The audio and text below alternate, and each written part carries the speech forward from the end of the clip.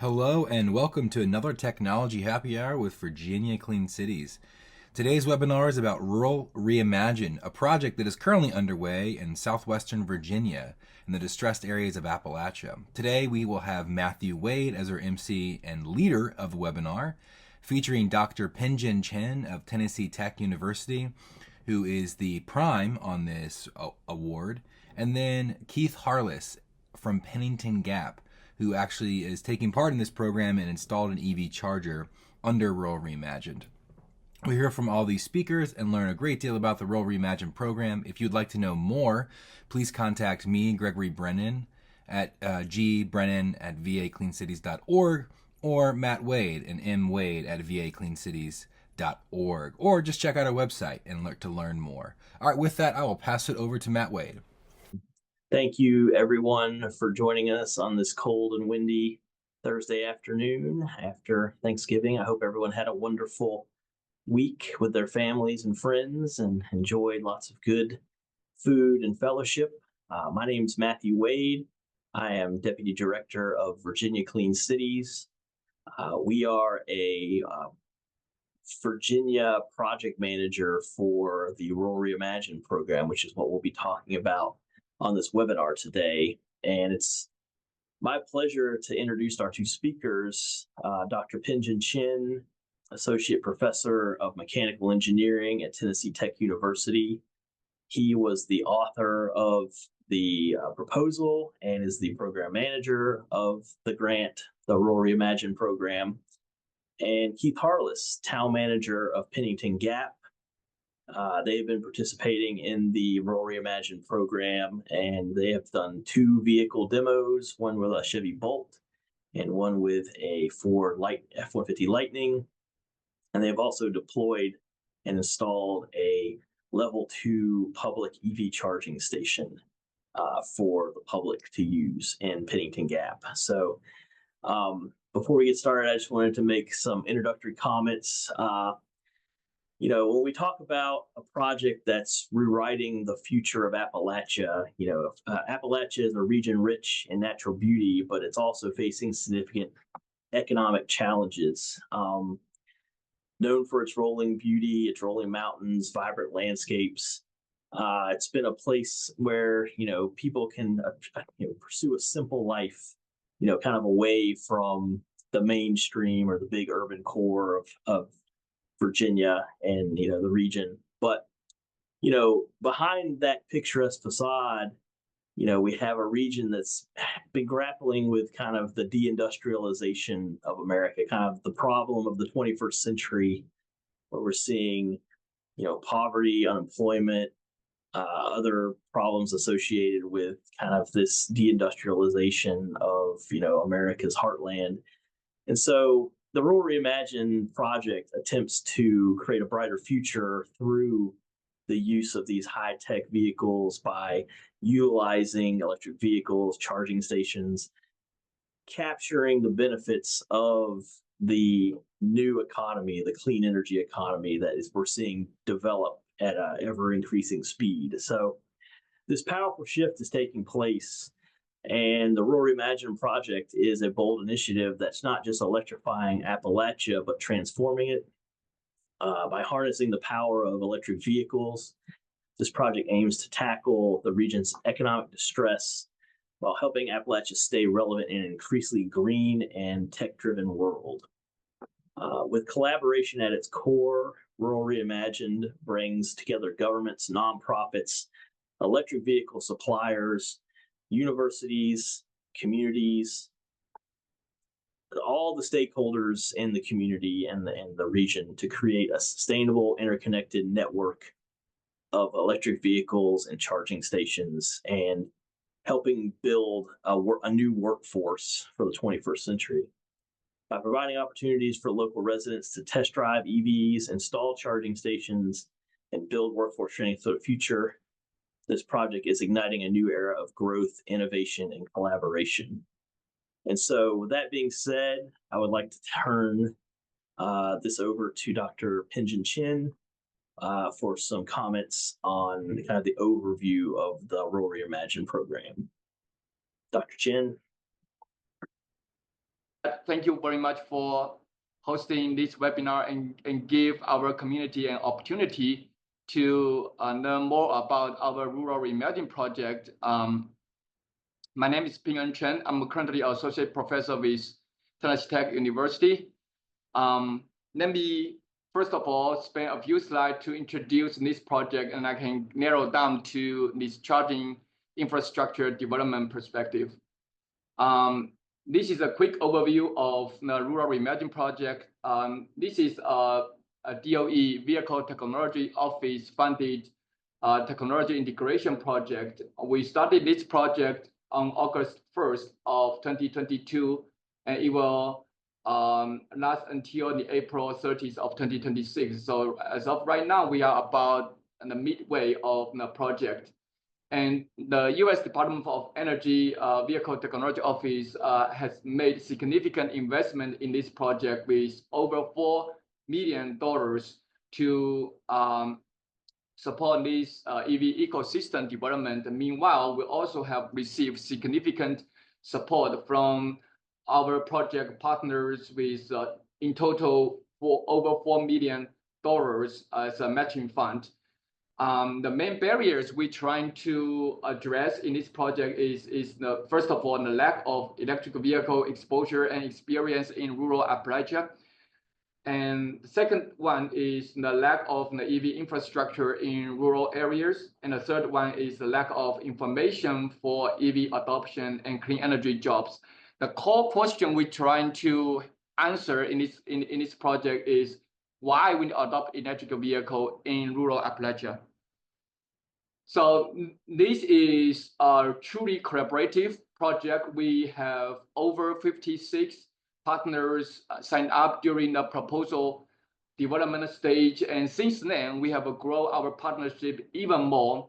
And this slide just gives you a glance of what the organizations and the partnership is like in this project. And as such a multi-state collaborative project, we actually divide the big project into 5 sub-projects spanning from Ohio to Tennessee to Kentucky to West Virginia and to Virginia. And in the sub-project in Virginia and the Virginia Clean City Coalition has demonstrated a fantastic leadership and collaboration skills, and to be able to communicate with the partners in the state and get them on board from the EV demonstration, EV charging infrastructure development, outreach, education. There are so many things they can do in this, and we are honored to have Virginia Clean City as our partner. So just an economic overview of the rural Appalachia, and I personally have lived in this area for many years, and I've been living in Tennessee and Virginia for over 10 years in the past. So the Appalachia region has a lot of economically distressed counties, and 81 distressed counties according to fiscal year 2022, and 95 counties are at risk. The main compositions of the economy in this region, including the coal, the mining, agricultural, the manufacturing, and the tourism. These areas are regarded as one of the most beautiful places in the United States. And the area also has been historically relies on the fossil fuels, the mining of coals, and as we are transitioning towards clean transportation, these communities in this region have really facing a lot of barriers and struggles, and we like to use this project to help the rural community in these 5 states, the Central Appalachia region, the most reddish and the most economically struggling region, to revitalize the economy and gain benefit from EV adoption and economic development. So the goals of this project are to provide clean and affordable mobility options. In this case, we know it's electric vehicle to underserved, lower income, and rural communities. And we would like to develop green economy in this EV ecosystem and to transform our lives. There's so many clean energy jobs are there and up there for us to grab. And we also would like to support the knowledge gaining, transfer the knowledge, and perform outreach education in these rural communities, because a lot of our rural communities are not very familiar with EV, and they more perceive, many times perceive EV as luxury cars, and they don't know the cost, the total cost of ownership, how to operate that charging particularly. And we're also going to collect a lot of data from this project to help complement Department of Energy Vehicle Technology Office, and it's our sponsor with rich EV operational and usage data. And this project aligns very well with our sponsors' goal, including enhance the national security by diversifying the fuel, by introducing electric vehicle, and support economic growth, and particularly the business opportunities related to advanced vehicle technologies. We want to help improve the affordabilities for the business and consumers by saving the transportation cost with increased efficiencies. And last but not least is the reliability and resiliencies in case the fossil fuel has experienced any disruptive event, and the electric vehicle can step up and support the transportation. This project is going to create significant impact, including accelerating the adoptions of EV in rural community, reduce the transportation cost and emissions, increase the availability of EV charging station, and reduce the charging desert, and create and promote clean energy jobs. So there are six major tasks in this project, including the EV infrastructure development, and that's the main topic of today. But we will also mention other key tasks along the way. The second task is the delivery and instrument electric vehicles in our community. And the task 3 is demonstration. I will mention briefly about the EV test drive program, EV free demonstration program, which Virginia Clean City have done particularly well.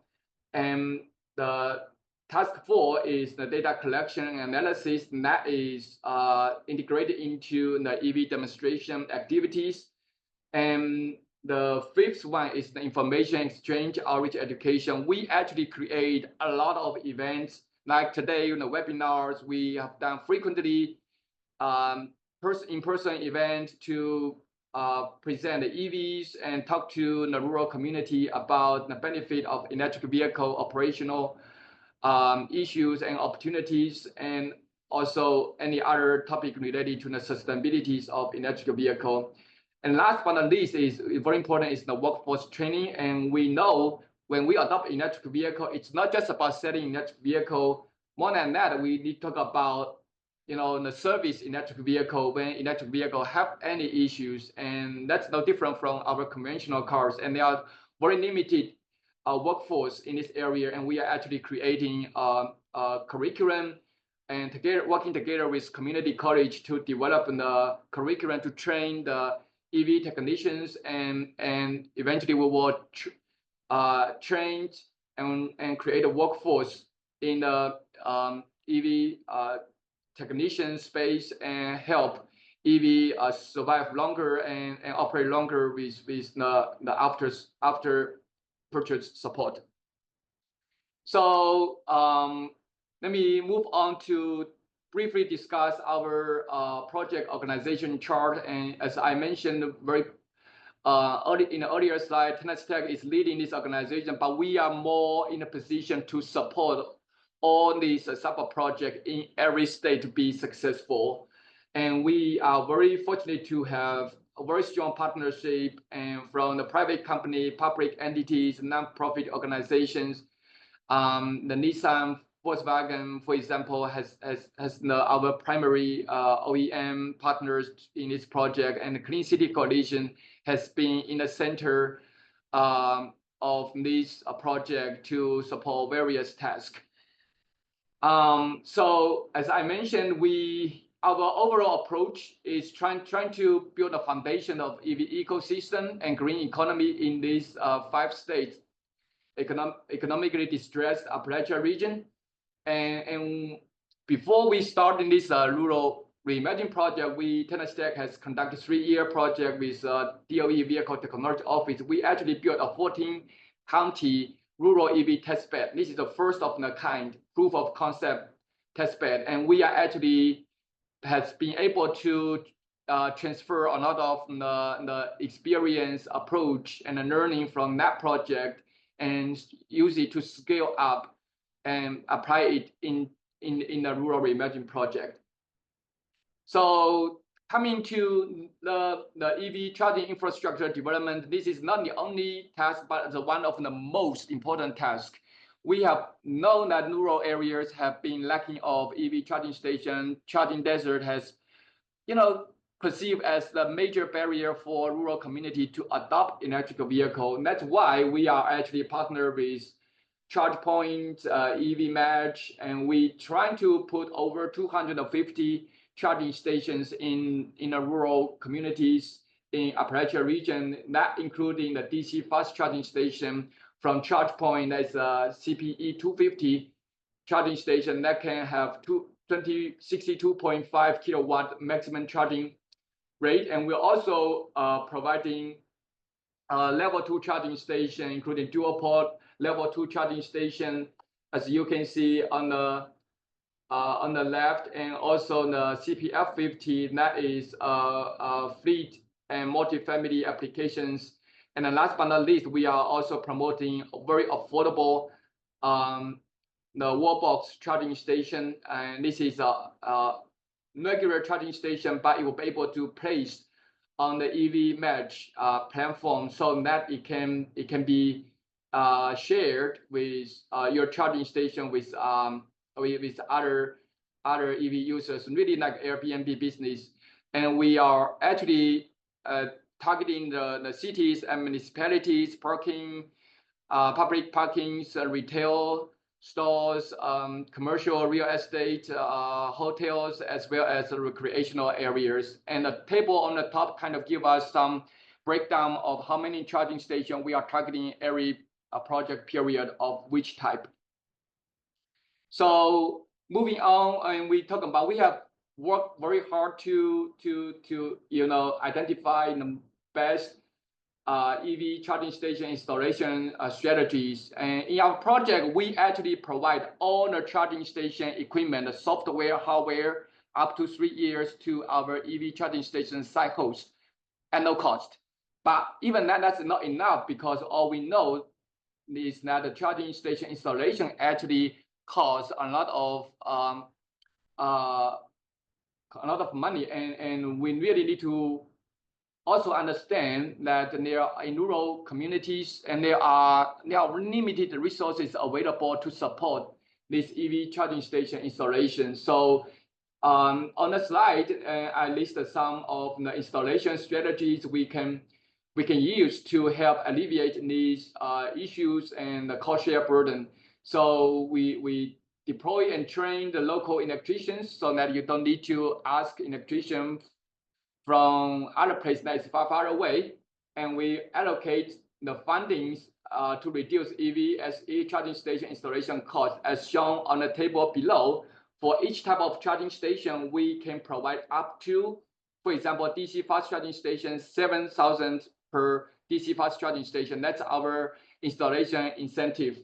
And for the public dual port level 2 charging station, in general, we are providing 1,000 per port as the incentive. And some of the EVSE cycles did not even use all this incentive. So we're happy to provide such an incentive to help them solve the problem. But as you know, some of the charging station, like DC fast charging station, is very cost a lot of funding to finish the installation. So additional funding sources are needed and partnership are needed with the local local partners. So in this project, we have established EV charging infrastructure working group, and the group actually meet on a bi-weekly basis. And the group consists of community housing partners, Clean City Coalition, Rural Planning Group, rural transit agencies, local power companies, and EVSE partners. We really work together and brainstorm the best way to engage more EVSE site hosts to come and join our team and become the EV charging station site host and adopt charging station and support the EV charging in the local communities. As of the September 30th of 2024, we have already installed 26 EV charging stations, as some of them are shown on the figures on the bottom of the slide. And we also have 32 EV charging station project in a process, and a lot of them already received our equipment and currently in the different phase of our installation process, which we typically including this site identification, NEPA approval are needed from the DOE, and then after we receive green light from DOE, we will start the installation, and then we will finish the installation and work on the site operation and maintain the charging station in a good condition. In the next a few slides, I'm going to quickly provide some successfully installed the charging station project. And this is a project, as I mentioned, a proof of concept up-component EV testbed project Tennessee Tech conducted from 2020 to 2022. And we actually installed one DC fast charging station and 8 level 2 charging station in the smaller towns in the rural Upper Cumberland region in Tennessee. This is a part of the rural Appalachia region. And in this project, this is our very first EV charging station project, working with Mountain City in Tennessee, and we installed 2 juice box charging station, very affordable charging station. Almost all the cost, hardware, software, installation costs are covered by our project, and it's a great way to put in charging station in a rural community and in an affordable manner.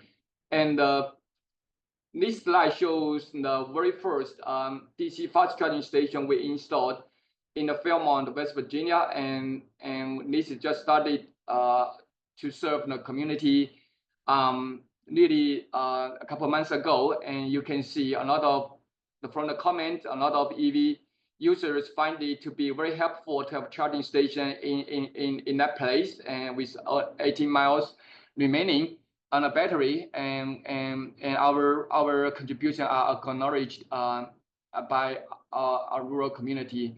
And the next few slides are some other level 2 charging station project from the Saltsville, Virginia, Winchester, Kentucky, and the Fairmont, West Virginia, and also Montgomery, West Virginia. And these are some more charging station projects, and including the Monticello, Red Bank, Tennessee, and the State Park in West Virginia, and Heisey, Virginia, and Columbia. So these are some quick slides from my side. And with that, Matt, I will turn it back to you to for the next speaker. Thank you, Pingen. That was very informative, and I'm honored to be working on this project. It's really spurred our engagement in Southwest Virginia, and we've made a lot of great connections and built a lot of relationships through this work. I next want to turn things over to Keith Harless, Town Manager of Pennington Gap. Okay, like Matt said, thanks Matt putting this together, and Dr. Chen. I'll introduce myself. I'm Keith Harless. I'm the town manager of a little small rural area right in the heart of that big blotch of red that Dr. Chen had on his map in the very southwest part of Virginia. And we was very heavy in coal, and so kind of basing my presentation a little bit, having to win those people over, trying to change reimagine. Basically, what the project is to reimagine electric vehicle use in a rural area. So, like I said, I'm Keith Harless, town manager of Pennington Gap, Virginia. I wanted to talk about sharing a little success story of adopting the EV charging system, and talk about some of the challenges that I had going on when I was putting it together. And so, what it is, I kind of discovered the Rural Magic, kind of come across this project through some trade shows, emails, internet search, and come across and align myself with Virginia Clean Cities and Matt now and his team. And we started looking at aligning it with the vision that we had here in Pennington and the way to take our traditional values and move them more to more modern needs. And, you know, looking at the future and for the town of Pennington to grow a little bit and look at other alternative ways to keep Pennington vibrant and welcome a destination. So some of the problems we had was addressing some of the skepticisms about the EV chargers.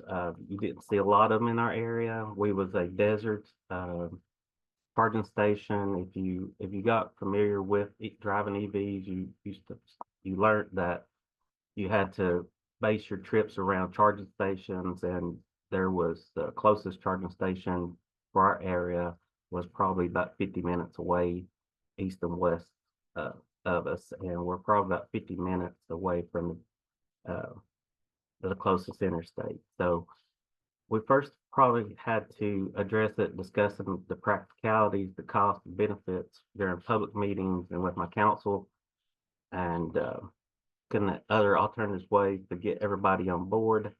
And that was a feat in itself, trying to discuss and talk about the EV chargers and talk about the highlights addressing the misinformation conducted, you know, the public discussions. We showed how EVs are manageable, affordable.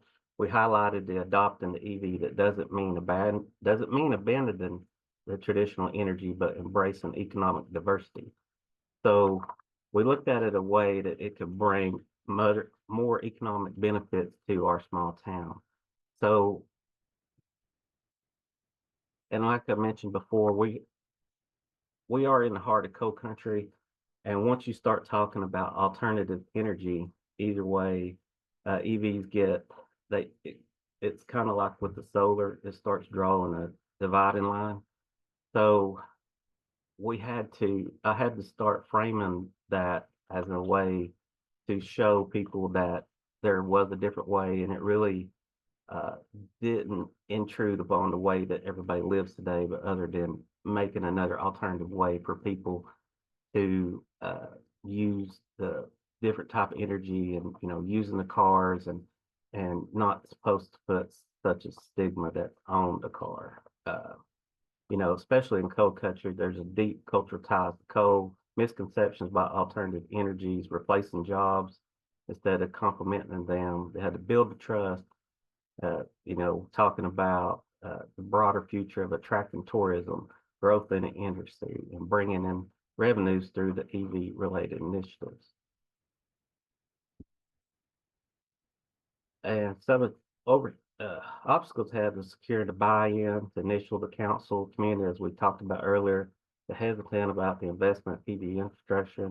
The solution, you know, we started presenting the data and success story from other rural areas, showing the EV drivers, showing that people who drove EV cars actually spent money when they shopped here locally.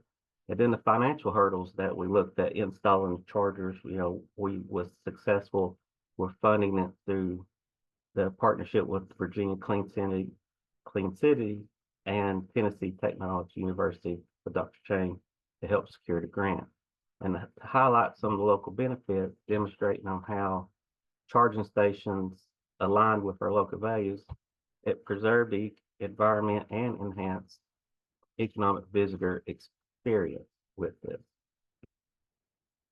Some of the wins that it kind of increased the visibility, installing the charge point, dual charger CP4000 station. We installed it on our main street, and it immediately attracted some EV users. It was a good economic impact. The drivers now, they spend time and money at the local businesses while they're charging their cars. They're dining at a restaurant. They're visiting the attractions. We have and own or operate our own theater in town limits, and then we also have in Lee County, Virginia, we have a state and a national park, Pennington Gap National Park, and it has started to our community. Then once it got posted and installed, the community, especially businesses, they started taking pride in being, Pennington now is a leader in rural innovation and kind of balancing that heritage and the progress. Some of the broader implications, the economic diversification, alternative energy isn't about replacing the coal that, we're here so familiar with. It's about building a more robust economy. It's rebranding rural areas. Small towns like Pennington can lead the way, showing how rural America adapts to the future technologies without losing its identity, and encouraging more change. With the charging station success, we're now better equipped to discuss other initiatives like solar and wind. And visual proof of the progress, I've been able, when I used the cars that they lent me through Virginia Clean Cities and I was able to drive, I actually approached the vocational schools in the electric class. I took the car down to the vocational school and let the kids that's in the electric class get hands-on. A lot of them, this is the first time they ever got to see an electric car at front. I was able to make them aware, in the future, when you're building a house or remodeling, kind of start looking at installing chargers at people's house on new houses, things, and it was really helpful.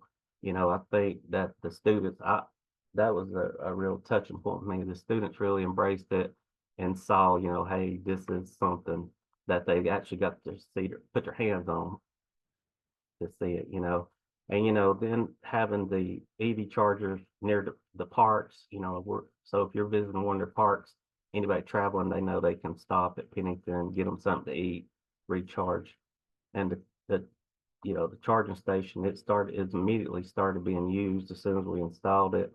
And then, like I said, at the theater, we've had people charge their cars and go over to the theater and catch a show, and it's really supported a lot of the local businesses and everything. These are some of the slides, photos that I took while I had, this is the Chevy EV Vote that they give me the first go around. So this photo was taken at the extreme southwest part of Virginia at the Cumberland National Park there.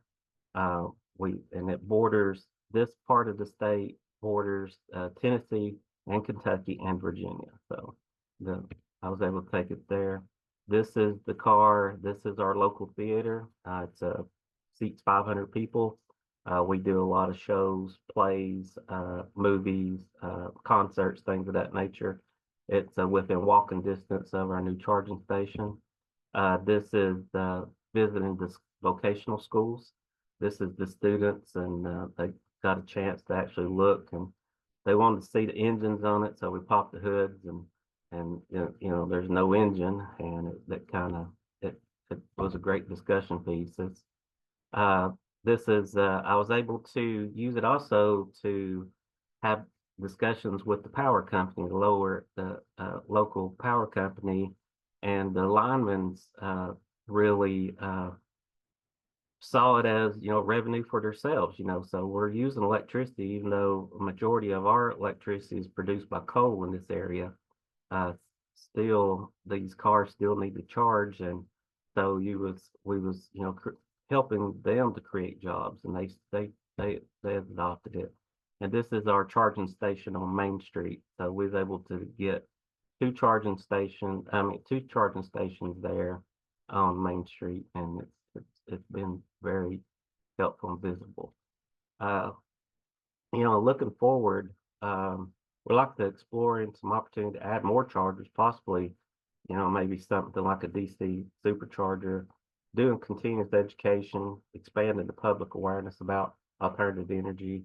And we pride ourselves on being a model. Pennington is providing that proving that rural towns can lead alternative energy adoption, even in coal company, as we like to say. And in conclusion, some of the key takeaways is Pennington's journey isn't just about the EV charger, it's about changing perspectives, fostering innovations, and creating a future where coal country embraces all forms of energy.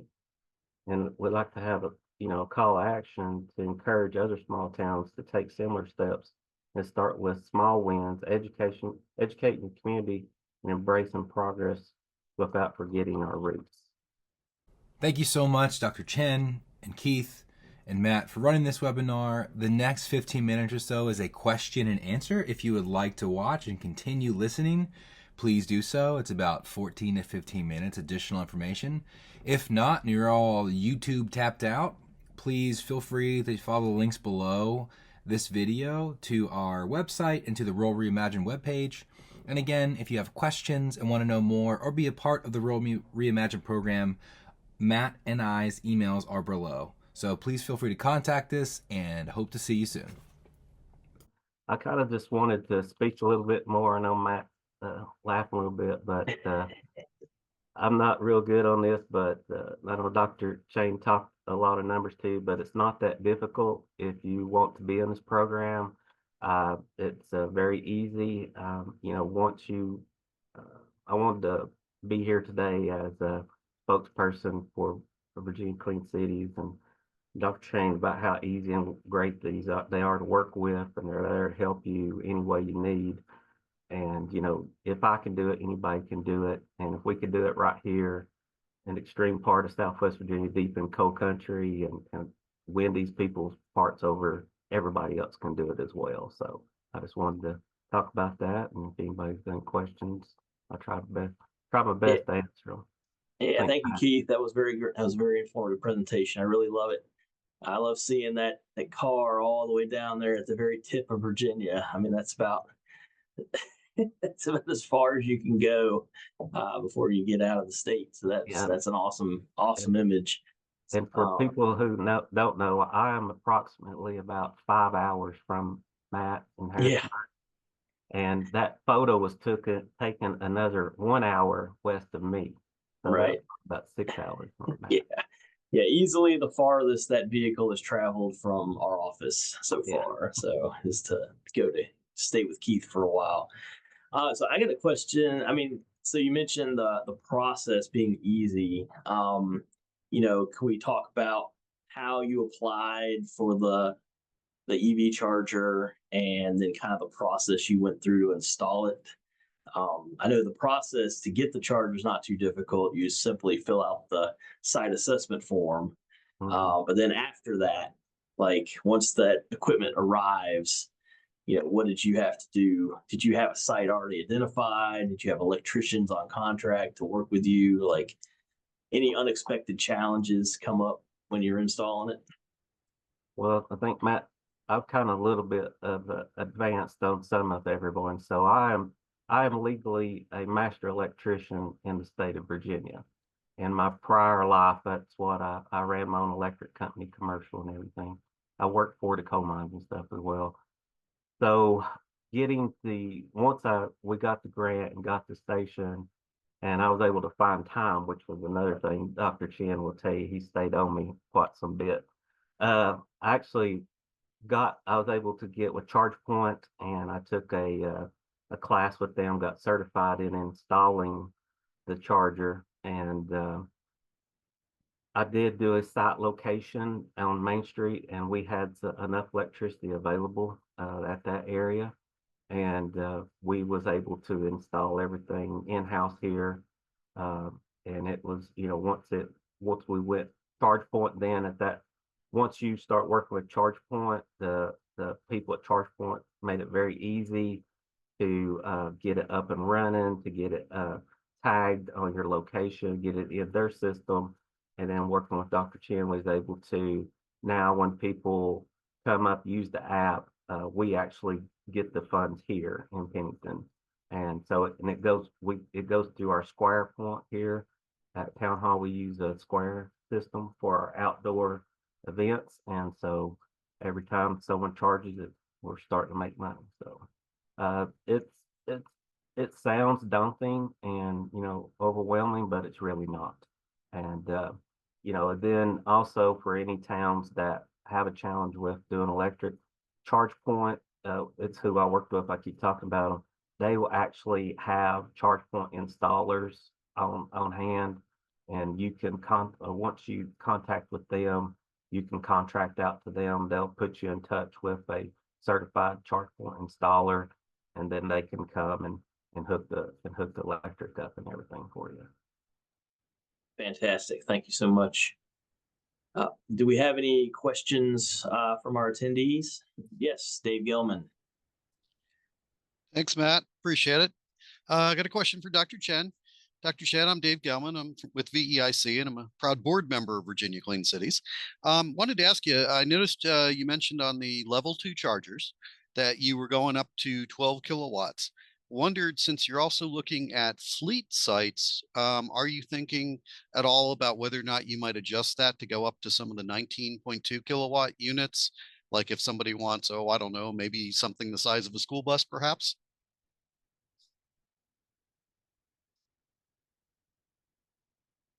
I think you're still muted, Dr. Chen. Thank you, David. This is a really good question. I really believe like the 19 kilowatt is actually a very good option. And at a time when we are writing a proposal, and we did explore that option, and it just the partnership didn't come together successfully, and then we end up go with the standard 7.2 or up to 11 or 12 kilowatt charging station. But in general, when the EV users opt to charge at level 2 charging station, they are looking for opportunity-based charging, so they know it's slower than the DC fast charging. So I don't know how much difference it will make, but I know the 19 kilowatt, which is 3 times faster than 6.8 kilowatt, is obviously means a lot for some people who need juice for their EV to go on. But I think when we put in a level 2 charging station, as we are looking for some EV user looking for opportunity-based charging, and they, for example, they go to say visiting this town with charging station, and they like to find a restaurant and now with charging station that's not too far away, and they just plug in and enjoying the charging, and then while just spend time and their family with their family on a restaurant. And that's this kind of the economy benefit we are looking for. And sometimes slower is give you more time, but I believe the current charging power is reasonable, and I think overall level 2 charging around more time to give more EV users more time to explore around the town and improve the visibility and potentially generate some business revenue for the local business. Okay, yeah, I was just wondering because you'd mentioned in your notes that you were also looking at fleet sites, and I thought if you have a fleet that's got a medium or heavy duty electric vehicle, they're going to want that 19 versus, a 7.2 or even possibly a 12 is what I was wondering about. If you're only doing light duty fleets, then you're fine at 12 kilowatt and under. It's just if you do end up venturing into some of the medium and heavy duties, you might need to find a way to get up to that 19.2 unit. I will have a kind of a project, another new DOE project coming up very soon next year. It's called the Charge Tennessee project. We are proposing to electrify the park and ride system in partnership with City of Nashville. and we are we are going to set up some 19.2 kilowatt level 2 charging station to support the charging of night duty vehicle and also the medium duty shuttle bus overnight. Yep. We expect the most of the medium duty vehicles either need a fast charging nearby or even on the level 2 charging station overnight in an overnight charging scenario. Okay. Yeah, that's good. Yeah, I mean, as you move up into in size of vehicle, it's going to make a difference. Yeah. Okay, thanks.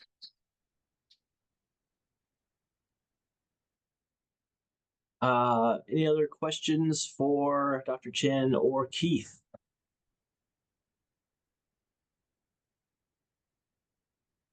Not seeing any, but just I want to let everyone know that we can be reached out or contacted for interest in this program. If you know someone or you yourself are interested in a charging station or an EV demonstration loaner, we can give those up to a month.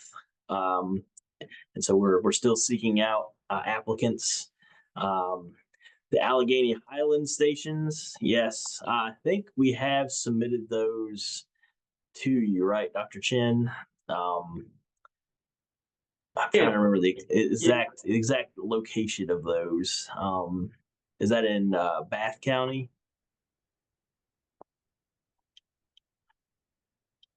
I believe Yeah. I believe I have received the request currently in the university in the process of tagging the equipment, and we should be done in the next few days. Once we get that done, and we will work with you to sign the site host agreement form. Remember, there are two forms you basically need to sign with Tennessee Tech before you receive the equipment. And at the very beginning, you work with Matt, and you're going to send in a site host assessment form that basically will give us the geographic location, what are the surrounding power infrastructure and the business organization, things like that. So we just want to give a second look of the site, make sure not only this is a charging station, but it has something around so that we can support EV charging while growing our local business. And that's something what we are mainly looking for. Now, when that site host assessment form is done, it goes to me, and I send an address to Department of Energy for environmental approval, and that approval need to be achieved before you can break the ground. Typically, during that approval processing time, we work with you to finalize the site host agreement form. Basically, you basically will need to agree to operate the charging station for up to 5 years, and we maintain that in the charging station in a good condition, no matter it's a summer or it's a winter, things like that. And once that site host agreement form is signed, the partnership with Tennessee Tech is formally established, and then we ship the charging station to you, typically within 3 to 5 business days. And from there, I think you're going to work with the electricians, certified electrician, to design the station. Do you need to change the ground? Run